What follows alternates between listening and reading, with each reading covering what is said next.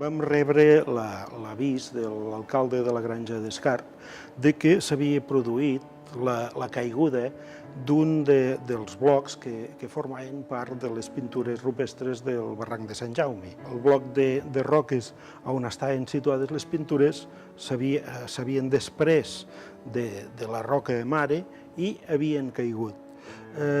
Aquestes pintures estaven en un bloc de roca sorrenca. Vam fer un estudi de veure si es podia agafar tot el bloc i situar-lo en la seva posició original.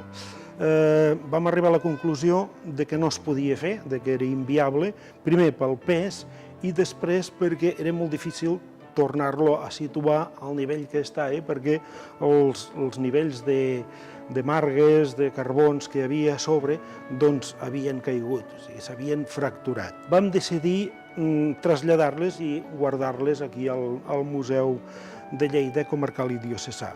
La tasca de trasllat va ser bastant dificultosa perquè els blocs són bastant grans, pesen bastant, i després amb un camió i una grua es va agafar els blocs, se van protegir si es van carregar al camió.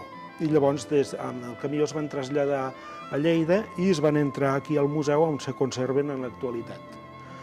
Aquestes pintures són molt importants, primer per l'època i després pel que representen. En aquest cas tenim unes mostres pictòriques esquemàtiques que se situen cronològicament a l'edat del bronze.